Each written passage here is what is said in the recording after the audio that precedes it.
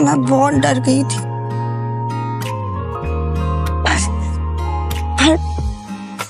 पर अब मेरे साथ है तो अब कोई डर नहीं है।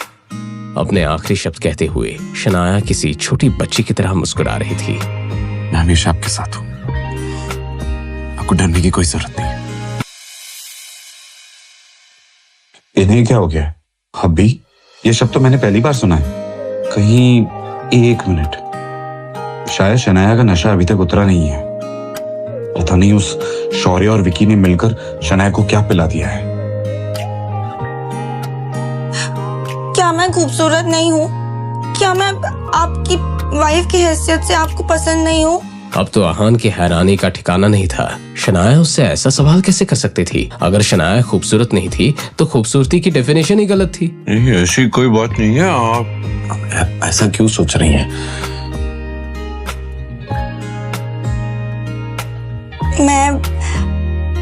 मैं आपको खुश करने के लिए सब कुछ करूंगी।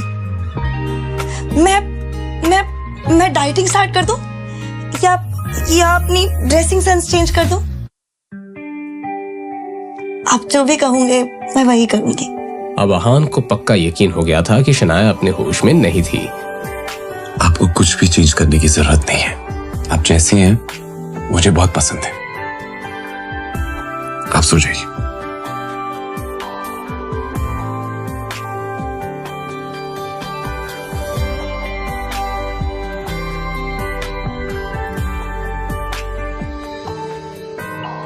अभी आप यही सो जाइए ना।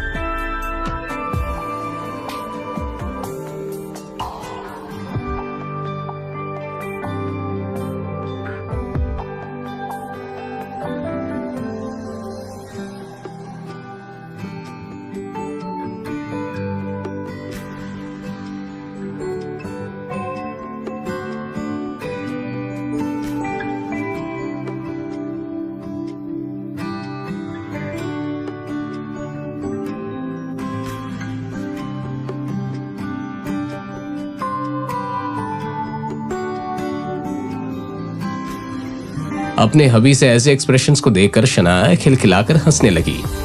ऐसे ही हंसते मुस्कुराते हुए वो दोनों कब सो गए उन्हें पता नहीं चला। शनाया आज का दिन और आहान आज की रात कभी नहीं भूलने वाले थे। अगली सुबह शौर्य अपने ऑफिस में बैठा बेचैन हो रहा था। मैं ही विक्की भाई को कॉल कर लेता हूँ। शौर्य से अब रहा नहीं जा रहा था, इसलिए उसने विकी भाई को कॉल किया। बहुत देर तक बजने के बाद भी उसने कोई जवाब नहीं दिया तो शौर्य ने एक बार फिर से कोशिश की। हेलो, देखो गिल साहब, ये डील अब खत्म हो गई है। ये सुनकर शौर्य की आंखें चमकने लगी। डील खत्म का मतलब है कि काम नहीं हो पाया, समझे तुम? नहीं मेरे और शनाया के बीच में कुछ हो पाया। मगर ऐसा कैसे हो सकता है? अरे पुलिस आ गई थी इसलिए काम नहीं हो पाया। और हाँ, आज से हमारे और तुम्हारे बीच में ये डील खत्म। पर विकी भाई ने अपना फैसला सुना दिया और फोन रख दिया। शौर्य की हालत खराब हो रही थी। उसे इस बात का पूरा यकीन था कि शनाया कल जो कुछ भी हुआ उस पूरे मामले को इतनी आसानी से भूलने वाली नहीं थी। शौर्य, तुम्हें पता है कल शनाया विक्की भाई नाम के पास थी और वो दोनों विक्की भाई के अड्डे पे रूम में अकेले थे। तुम्हें सब किसने बताया शगुन? मेरी दोस्त ने बताया और उसने मुझे कॉल करके शनाया के इस नए स्कैंडल के बारे में बताया। शगुन की ये बात सुनकर शौर्य के दिमाग में एक शैतानी आइडिया आ गया। वैसे तो शगुन शौर्य से कम चालाक नहीं थी, मगर जब भी बात शनाया की होती थी शगुन का दिमाग चलना बंद हो जाता था। शगुन, मैं भी इस बारे में कुछ जानता हूँ और मैंने तो ये तक सुना है कि शनाया आज सुबह तक वही थी विक्की के साथ। What? ये शनाया इतनी गिरी हुई हरकत क्यों करने लग गई है? उसे हमारी फैमिली के प्रेस्टीज के बारे में कुछ अंदाजा है भी कि नहीं? तुम्हें क्या लगता है शौर्य, वो ऐसा क्यों कर रही है? शौर्य को इसी सवाल का तो इंतजार था। ये सब तो देखो मैं भी नहीं जानता, मगर हो सकता है कि वो स्प्रिंग कॉर्पोरेशन के प्रोजेक्ट को हथियाने के लिए इस गुंडे विकी का साथ लेना चाहती हो। हमें दादाजी को इसके बारे में बताना होगा इससे पहले कि देर हो जाए हमें दादाजी को मनाना होगा। हम चलते हैं। शौर्य यही तो चाहता था, अब उसे कुछ कहने की जरूरत ही नहीं थी।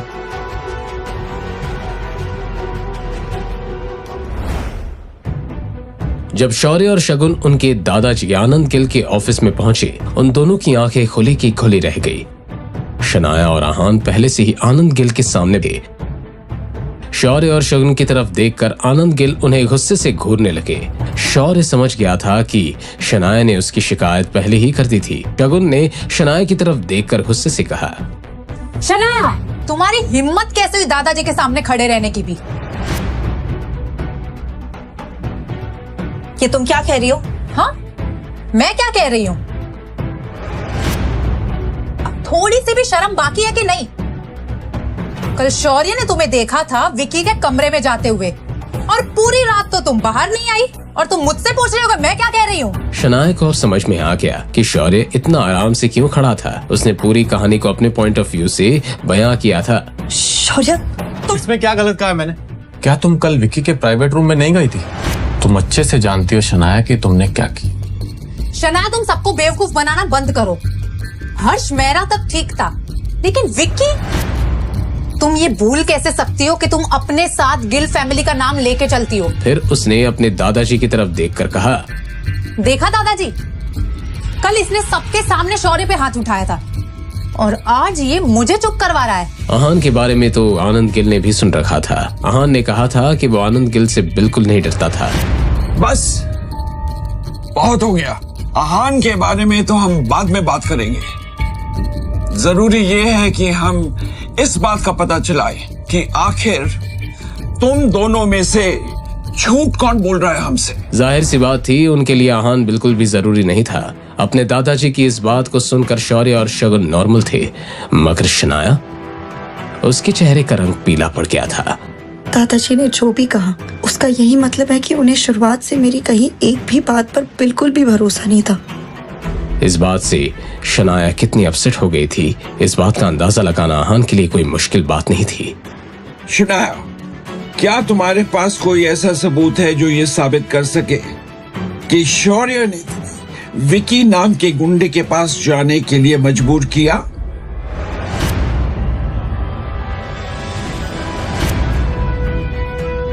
है कोई सबूत? क्या होगा शनाया का जवाब? क्या शनाया अपनी बेगुनाही साबित कर पाएगी, या फिर शौर्य इस लड़ाई में जीत जाएगा? इस सिचुएशन में आहान का क्या रिएक्शन होगा? जानने के लिए सुनते रहिए पॉकेट FM।